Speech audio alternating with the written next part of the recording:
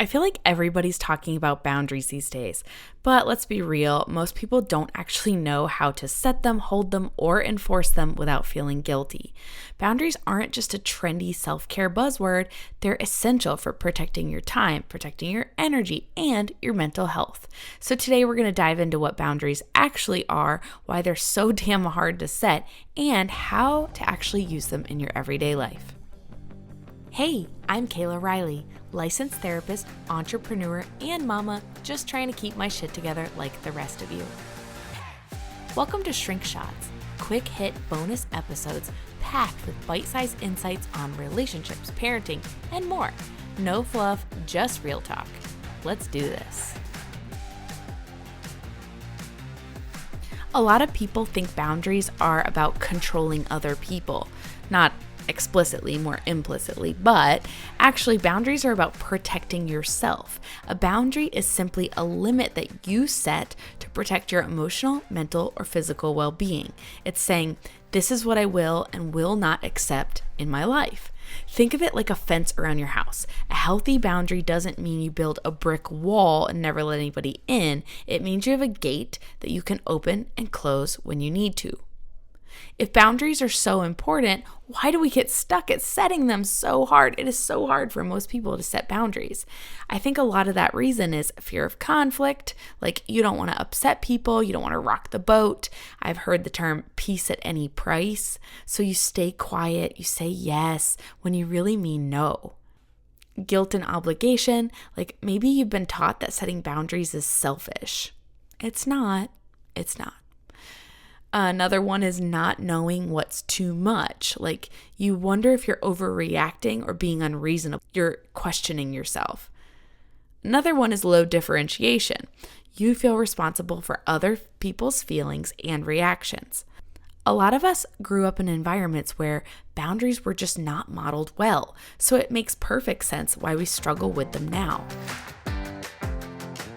There are 3 types of boundaries, and let's chat a little bit about what they are and how to use them. There are physical, emotional, and time and energy boundaries.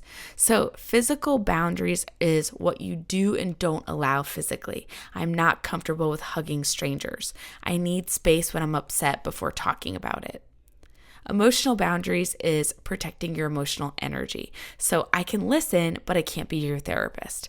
Or I understand you're upset, but I can't take responsibility for fixing this. The time and energy boundaries are how you prioritize yourself. I don't answer work emails after 7 p.m. Or I can't make it this weekend, but I'd love to catch up another time. Now let's talk about how to actually set these boundaries without feeling like a total asshole. One is getting clear on your limit. If something drains you or makes you resentful or repeatedly frustrates you, it's probably a sign that you need to set a boundary there. Number 2, you're going to say it simply and directly. No need for long explanations. Try, I won't be available for that, or that doesn't work for me, or I need some space before I respond. I have a friend that says, that doesn't serve me right now. Whoa! I love that one. It's amazing. Saying it, I think, would be a little harder, but it's powerful. Number 3, expect pushback and hold the line. When you start setting boundaries, people who benefited from your lack of them are going to push back. That's normal. Stay firm. Number 4, drop the guilt. Saying no doesn't make you mean. It makes you clear. If someone gets mad about your boundary, that's their discomfort, not your responsibility. Here's where a lot of people get stuck. They set a boundary, but don't actually uphold it. You can say, I won't allow you to yell at me, but if someone raises their voice and you stay in the conversation or stay in the same space, you've just taught them that your boundary is flexible. Remember, you teach people how they can treat you. You teach people how to treat you. Here's the hard truth. Boundaries are not requests, and it's your responsibility to enforce them, not someone else's to follow what you've said. If someone crosses your boundary, you have to take an action, whether that means walking away, ending the conversation, or limiting contact. The boundary itself is meaningless if you don't back it up with behavior. So a weak boundary is, I need space when I'm upset. Then you engage when they push for a discussion anyways.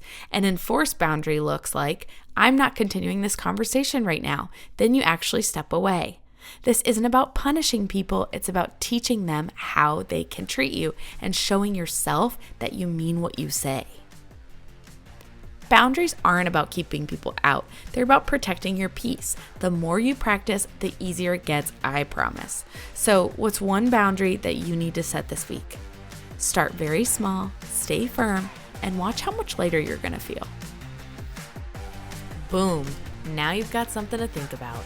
If this hits home, share it with a friend or tag me on Instagram at notyourtherapist.kayla.